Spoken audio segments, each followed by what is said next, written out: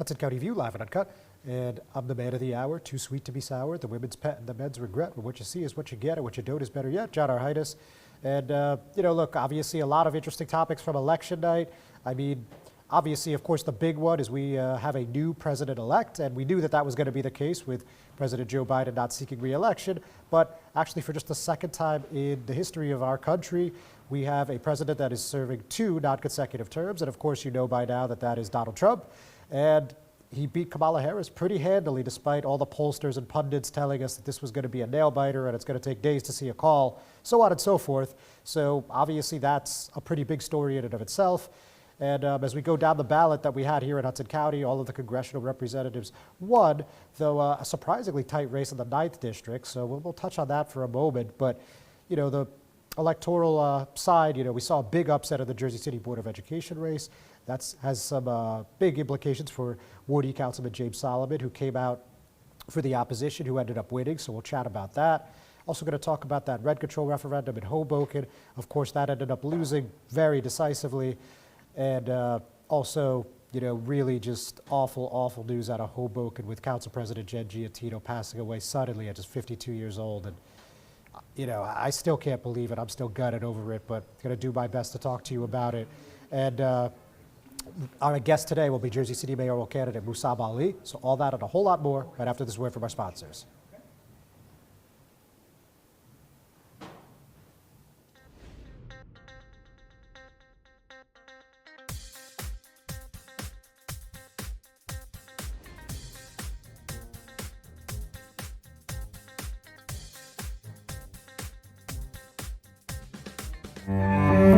No one plans on heart disease, but everyone should have a plan for it. We help patients of all lifestyles and medical histories plan for healthy hearts.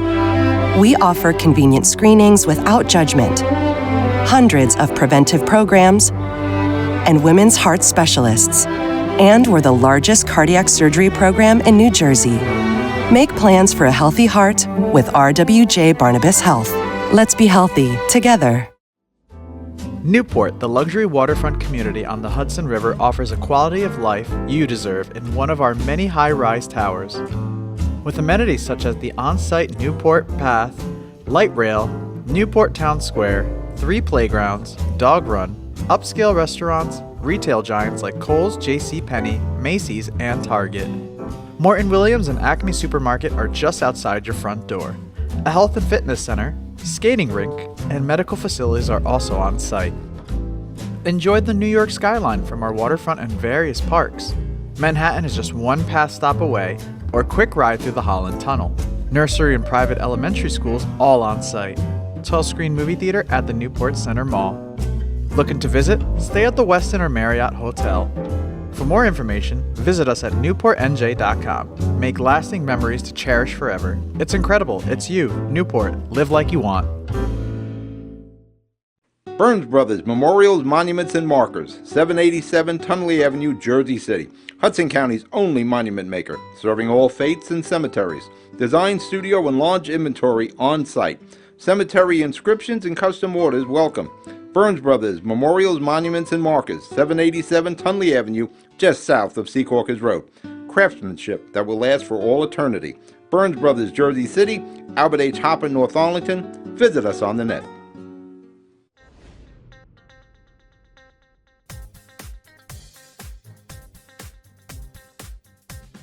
County View, live and uncut. And as I mentioned a few moments ago, today I'm joined with Jersey City mayoral candidate Mussab Ali. Mussab, thanks for coming in. Thank you for having me, John. So obviously a lot of shocking election results here last night. An understatement, of course. But yeah, presidential, as I said, just before you arrived, I mean, every pundit, every pollster, every guy or girl that gets paid nationally to analyze elections told us it's going to be too close to call, Bush versus Gore type scenario. Evidently, that's not what happened at all. Just any thoughts? Well, I think, one, it goes to show the way that legacy media is sort of being perceived in this country, right? People's distrust in the media. I think polling also, like I think pollsters missed the same way that they missed in 2016. And I think there's a big question of like, you know, how do we accurately gauge, especially how young people are feeling about this election? I mean, overwhelmingly, the shift in the Republican Party has now come amongst young men. And I think there's a big question of like, how do we capture that data? Yeah, and you bring up an interesting point. Like, you're one of the few people in this game that's significantly younger than me. And, like, how do you, I mean, you're a smart guy, of course, you're a Harvard graduate, but, like, you and your friends, your family, like, people in your age group, like, how do you typically consume media? Well, I think so much of media is now social media, right? Like, I mean, you're getting information from Twitter, you're getting information from Instagram, you're getting information from Facebook. And I think a lot of people are, they see legacy media as bias, right? I mean, and I think Trump sort of started this wave starting in 2016, right? The idea of fake news, right? Like, what does fake news mean? But I think for a long time, I mean, people have been primed in these echo chambers. And now, like, with social media, it's sort of accelerated, right? So, like, the stuff that you and I might see, like, we just keep hearing the same stuff over and over again because our algorithm is pushing that to us. But somebody else is seeing something completely different. And we may not even understand that for them, like, their whole universe is a universe where, of course, everybody's going to vote Trump. I mean, I had some people who I think perceived that the Green Party was going to get a significant amount of votes. I mean, I think she ended up with like 0.4% of it. But again, it's just an algorithm that they have where they're kind of stuck in this echo chamber. Yeah, like a lot of people thought Jill Stein was going to be this, really awful spoiler, and obviously she had really no impact on the race at all. But look, we could talk Trump for hours. We're not going to do that. Let's go to the locals. So, in the Board of Ed, of course, where you served and were the president, we had quite an upset. The first time since 2020 where the JCEA could not pull off that clean sweep, and actually they lost 2 or 3. And you'd have to think that if the other side ran a full ticket, they probably would have swept. Of course, we'll never know, but what do you think about that result? Matt Schneider, Tia Rezzabola, and trustee Natalia Ioffe reelected. Yeah, look, I think it's a reflection of what has happened on the Board of Ed, right? I think there has been dysfunction that's existed on the Board of Education. I think that a lot of people, especially parents, have felt unheard, right? I mean, I think back, the moment that I immediately thought about was the moment where PTA sent a letter to the Board of Education president. And they said, look, like, we would like to see a sense of decorum. We would like to see something changed.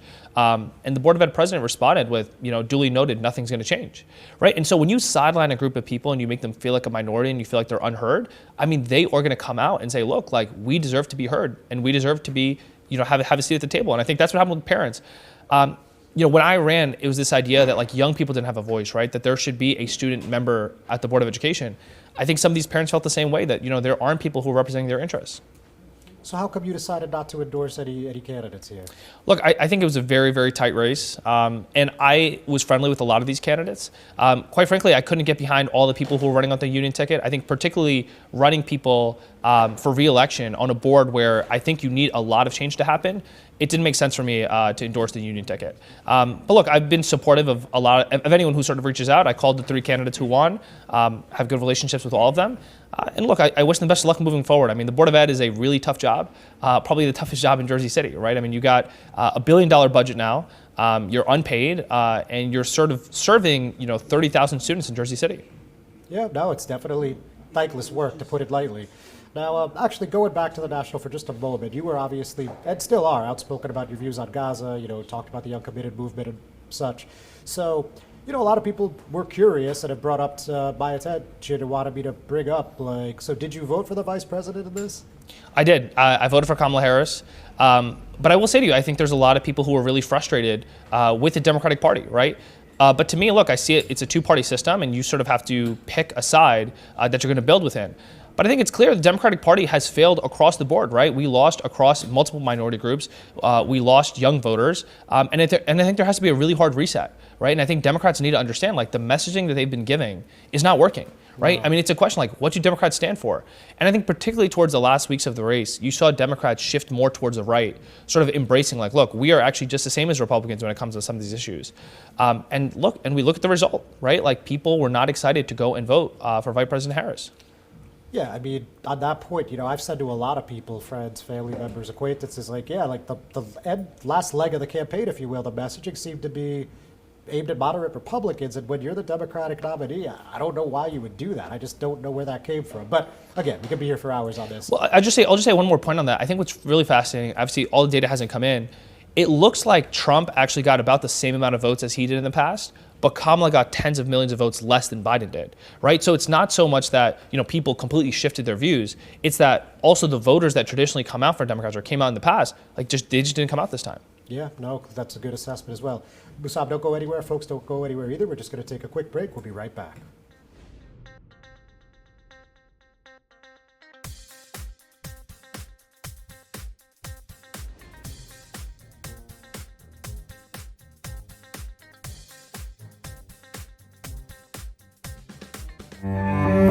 No one plans on heart disease, but everyone should have a plan for it. We help patients of all lifestyles and medical histories plan for healthy hearts. We offer convenient screenings without judgment, hundreds of preventive programs, and women's heart specialists. And we're the largest cardiac surgery program in New Jersey. Make plans for a healthy heart with RWJ Barnabas Health. Let's be healthy together. Newport, the luxury waterfront community on the Hudson River, offers a quality of life you deserve in one of our many high-rise towers. With amenities such as the on-site Newport Path, light rail, Newport Town Square, 3 playgrounds, dog run, upscale restaurants, retail giants like Kohl's, JCPenney, Macy's, and Target. Morton Williams and Acme Supermarket are just outside your front door.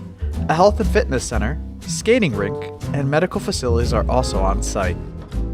Enjoy the New York skyline from our waterfront and various parks. Manhattan is just one path stop away, or a quick ride through the Holland Tunnel. Nursery and private elementary schools all on site. 12-screen movie theater at the Newport Center Mall. Looking to visit? Stay at the Westin or Marriott Hotel.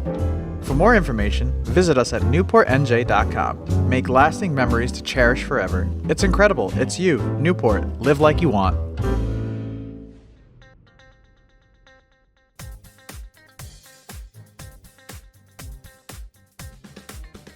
Hudson County View live and uncut. John Heinis. I'm still here with Jersey City mayoral candidate Mussab Ali.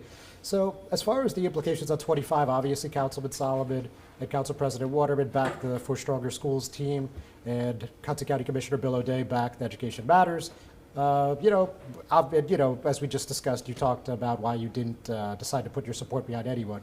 What do you think the implications there, if anything? Look, I think there's a big question mark on what happens on the Board of Education election next year, right? I think people who are running for mayor, I think, should be supporting people who are going to run for Board of Education this coming cycle, because the mayor has to work with the Board of Education very closely. I think part of what really hurt me on the Board of Education was that I felt like City Hall and the Board of Ed didn't have a great relationship. And I tried to create part of that. We had a joint meeting with the City Council. That was one of our initiatives, to have conversations between us of saying, look, like, we both collectively control over $1.5 billion. Like, as city bodies, we should have conversations about what are we doing and how are we building together. That doesn't necessarily mean that the mayor has to control the Board of Education, but they should have good relationships with everyone who's there. So I think making sure that, Tia and Matt have people who are supporting them, and making sure that Natalia knows that there's people who are running that can have conversations with her, I think that's the most important thing. All right. Now, specifically on 25, I mean, obviously, Election Day was yesterday, and, you had a team out, and you were out to give it some literature for 25. To my knowledge, you didn't distribute anything about the presidential or, yesterday's ballot. So correct me if I'm wrong, but, why did you decide to do that? Like, what was the strategy there? I mean, look, in Hudson County, we knew what was going to happen on the presidential cycle. I don't think it was going to be surprising to any of us, although I was surprised with the sort of margin of victory that Kamala had. Not nearly, I think, what we expected it to be. But to me, I think it's important to reach voters who are going to vote for president and let them know, like, look, local elections really impact your future. So it was really important to me to sort of get a message out there to them, say, look, like, we're here and we're representing what's happening in the next election cycle, but we're happy to have conversations about what's happening today as well. My canvassers who talk to people very much were helping direct into the polls. I think there was also somewhat of a staffing issue when it came to the people who were omnipresent, right? Like, you didn't see as many people out yesterday at all. Usually on a presidential cycle, you would expect to see a lot of people on the corners. In some places, I think our volunteers were the only people who were there. Yeah, so you touched on this on X, most people still call it Twitter, but you touched on the HCDO really didn't have much of a presence yesterday anywhere. Jersey City, Hoboken, Bayonne, North Hudson just didn't seem to have much. I mean, what's your feelings on that, or your guesses, estimates, whatever? Yeah, I mean, I think it's, I think there has to be some sort of conversation that HCDO is having with itself as well, right? Like, what is the future of the Democratic Party here in Hudson County? When the HCDO is unable to rile up volunteers for the most consequential election, like, what does that say about who we are and what we're doing and what we're building here? And I think, a lot of what the HCDO sometimes speaks to is old Jersey City, like a Jersey City that isn't here anymore. I mean, if you look at the data, Jersey City over the last, 7 years, it's like 65, 70% of the residents have moved in that time frame. And so what does that mean in terms of the conversations we're having with them, and how are we drawing them into the Democratic Party and strengthening what our party is? True. Now, obviously, we're about a year out now. People are thinking about the primary already. But your race is again about a year away. So when people are looking at your team and your fundraising compared to Councilman Solomon, Commissioner O'Day, former Governor McGreevey, why would you say that you're still a contender here? I think for us, a year away, a lot can happen. But I think what we've demonstrated is there is grassroots supports that exist. When I talk to young people, I think people misunderstand that the median age in Jersey City is 34 years old. And so I think I talk to the median resident in Jersey City at a much closer rate than some of the people who don't necessarily understand what their lives are like, right? What are the things that are important to them? And I think it's important to appeal to all demographics, but I think specifically when you're thinking about the presidential cycle and comparing that to what's happening here locally, when it came to Joe Biden, people were saying, look, he's too old, like he doesn't understand what the country's going through. And I think Jersey City skews much younger than the country does in terms of who it is, what the demographic looks like. And I think the reality is you need to have conversations with the old and the new, right? And I'm the only candidate that I think really understands what it is to be from Jersey City, where I've been here my whole life, but also understands this new Jersey City, because I have a lot of friends who are moving in, who are these new residents who are coming in and living in these high rises.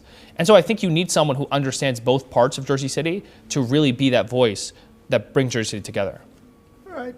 And no city council candidates, running mates announced yet. When could we expect you to start rolling out some names? So we have a couple of names ready, but for me, I didn't want to do anything before the presidential cycle happened. But you can anticipate starting in January, we're going to start to roll out some candidates. All right. And you're feeling pretty good about your ability to get a council majority as it stands today? Well, look, I think anyone who becomes the mayor comes in with 6 seats, right? If you run your 3 at large, if you win, your 3 at large guaranteed to win. And then within the 6 wards, you assume you win half the city, you're guaranteed to get another 3 seats. I sometimes think we should have a breakup between when does the mayor run and the council runs to have more of a check and balance. Right, like Hoboken does. Like Hoboken does, yeah. But I think, look, the way that Jersey City's charter is currently set up, I don't think there's any mayor who comes in who doesn't have a council majority. All right, I could see that. And any closing thoughts? Look, I just think, for a lot of us, it's a really painful day. There's a lot of fear and anxiety in terms of what's happening. And I think a lot about what Trump has said about Jersey City in the past, right? I mean, he's taken direct shots at our city and our community. I remember him, the reason I first ran for office was him talking about thousands of Muslims, thousands of people cheering on the rooftops of Jersey City during 9/11.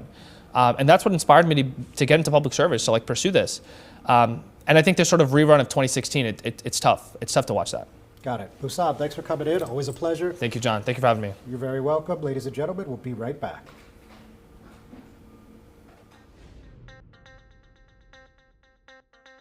Burns Brothers Memorials, Monuments, and Markers, 787 Tunley Avenue, Jersey City. Hudson County's only monument maker, serving all faiths and cemeteries. Design, studio, and large inventory on site. Cemetery inscriptions and custom orders welcome. Burns Brothers Memorials, Monuments, and Markers, 787 Tunley Avenue, just south of Secaucus Road. Craftsmanship that will last for all eternity. Burns Brothers, Jersey City, Albert H. Hopper, North Arlington. Visit us on the net. Consumer Carpets, 3408 Kennedy Boulevard in the Jersey City Heights, your one-stop store for residential and commercial floor treatments, carpeting, linoleum, tiles, laminates, hardwood floors, area rugs, remnants, all major brands, all in stock. Free estimates, same-day installation. Consumer Carpets, it's savings, selection, installation. Credit cards and debit cards accepted. Financing available. Consumer Carpets, price to fit your budget, installation to fit your schedule. On the net at consumercarpets.com. Consumer Carpets, Jersey City, 201-792-2712. Comprehensive healthcare is here, here, and here. RWJ Barnabas Health is healing, enhancing, and investing in Hudson County with its 2 newest locations, Hoboken and Exchange Place. Within walking distance or accessible by mass transit, our locations combine convenience with primary and specialty care, including cardiology, women's health, orthopedics, cancer care, and more. Let's be healthy together. Panapinto Properties, Jersey City, shaping the workplace with state-of-the-art office spaces and addresses your company desires. Building residences that define your home environment, adjacent to all modes of transportation with on-site parking available. The right address, the right lease. Call 201-521-9000 or visit online at panapintodevelopment.com.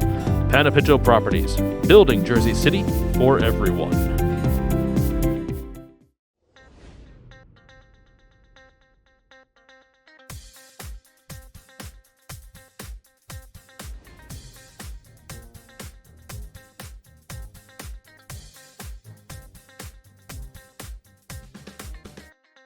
Hudson County View Live at Uncut, John Heinis. So let's again talk about the electoral results up and down the ballot before we get into this really sad story with Hoboken. So, first of all, again, as you just heard with myself and Mussab Ali as we were having a conversation, I mean, Trump, by modern day standards, I mean, this is just a blowout. I mean, right now, the Associated Press has it 277, 224. It looks like he's already won 6 of 7 swing states.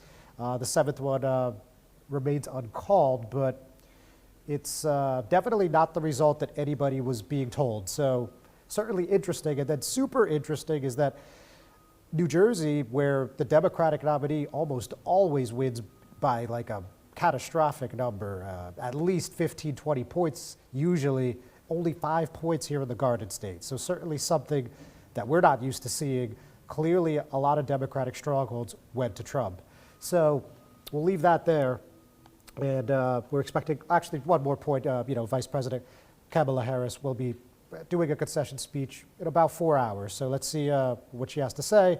But, obviously this thing is over, despite the fact that we were told that this was probably going to take a few days to tabulate. Now, at a race that was called, I mean, the polls closed probably about 8 o'clock. And Andy Kim, who was the U.S. representative, the congressman in the 3rd district, they called the race for him at like 8:15. Very, very decisive in that he defeated Curtis Bashaw, the Republican nominee. Though if you look at the AP results, Associated Press, it actually wasn't as definitive as some people thought it could be. It was about 8.5 points. So, not really in flux, but a lot of people thought that could be 15, 20 points. We saw that in some polls. So clearly you saw the Trump effect there. And then even with our congressman, U.S. Representative Rob Menendez, he was reelected. Of course, we talked here extensively. You remember we had that really exciting debate between him and Hoboken Mayor Ravi Bala in the primary. And now this time around, it's basically what most people would write off, with all due respect, as a token Republican candidate, Anthony Valdez. We had him in here a couple weeks ago. We had him talk about his vision, what he would like to see in the 8th district. And, it ended up being not incredibly close, but Menendez won by about 25 points. And in Hudson County, you're used to seeing like 50, 60 point wins. So again, the Trump effect clearly went up and down the ballot. Valdez, I guess some would say miraculously got like 35%, maybe even 36 or 37, depending where the final numbers fall. So he actually didn't have the worst night. Again, Menendez won very comfortably. It was never in doubt, but it's said and done, he might not have broken 60%. So definitely something that was an interesting result. But, I got to speak with the congressman as well as New Jersey Democratic State Committee Chair Leroy Jones earlier in the day, as many of you saw.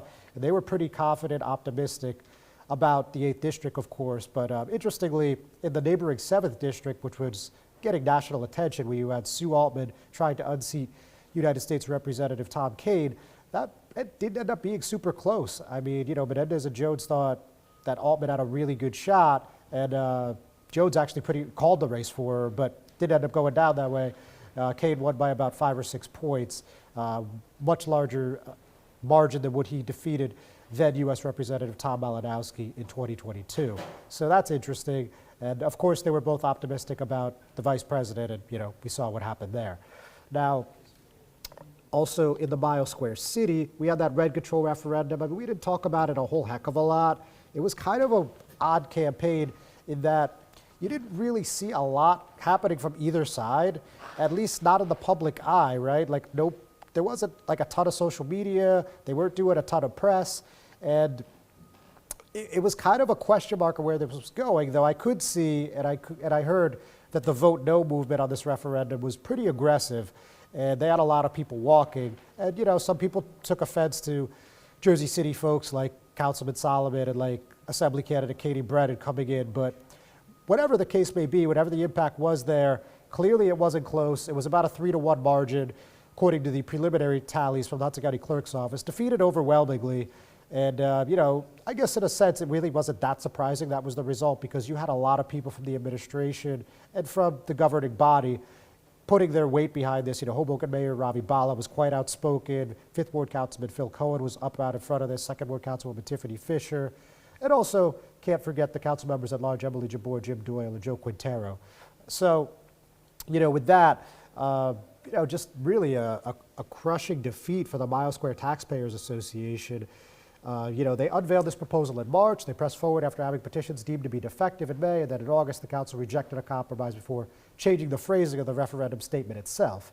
I mean, there's a lot to say about why this was a little complicated and confusing for some, but in simplest terms, this is what approving the referendum would have done. Landlords could have raised rents to market rate after any vacancy as long as they pay $2,500 per unit, which would go into Hoboken's Affordable Housing Trust Fund. Now, politicos insisted that this would effectively end rent control, while the MSTA and their supporters were steadfast that it would actually create more housing in the long run. Clearly, the average voter wasn't buying that. They weren't into that. It didn't go very far. So when we come back, you're going to talk about this tragedy in Hoboken. Not looking forward to it, but going to do it. And we're going to close on that. So we'll see you guys in a few minutes.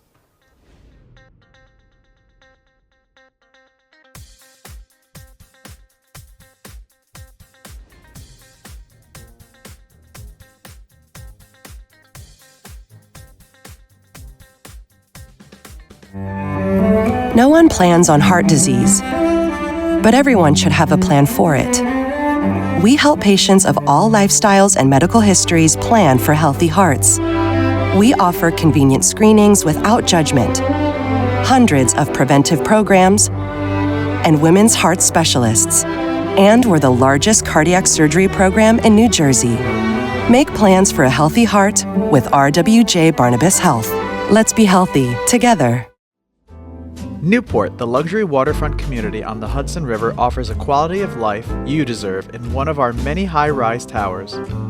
With amenities such as the on-site Newport Path, light rail, Newport Town Square, 3 playgrounds, dog run, upscale restaurants, retail giants like Kohl's, JCPenney, Macy's, and Target.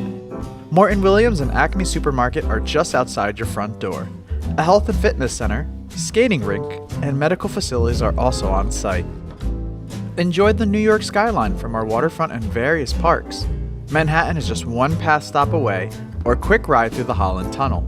Nursery and private elementary schools all on site. 12-screen movie theater at the Newport Center Mall. Looking to visit? Stay at the Westin or Marriott Hotel. For more information, visit us at newportnj.com. Make lasting memories to cherish forever. It's incredible. It's you, Newport. Live like you want.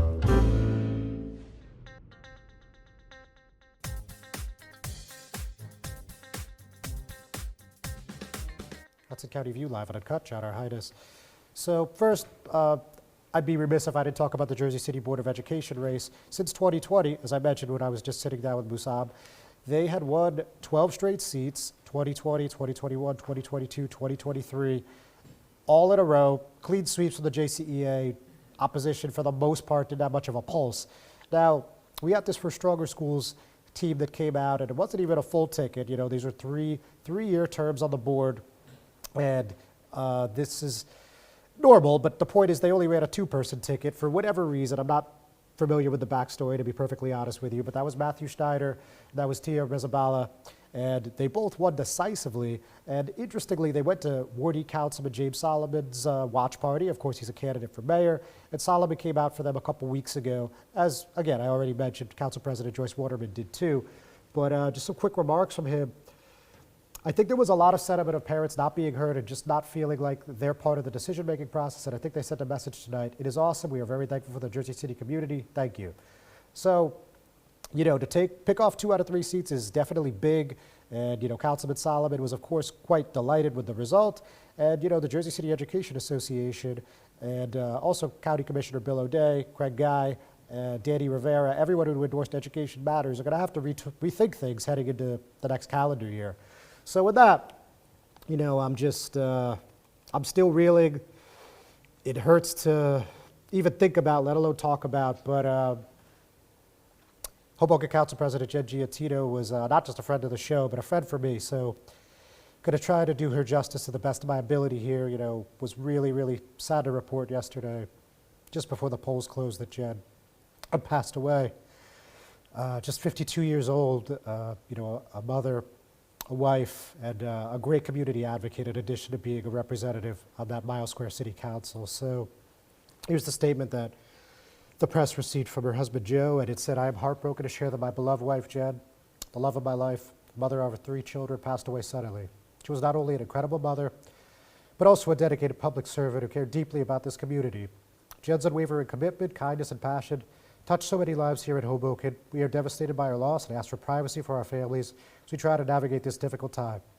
Thank you for your understanding and for keeping Jen in your thoughts and prayers." So, as I mentioned, and as many of you know, she was first elected in 2011 on then Mayor Dawn Zimmer's ticket, was reelected again in 15 and 19 pretty easily.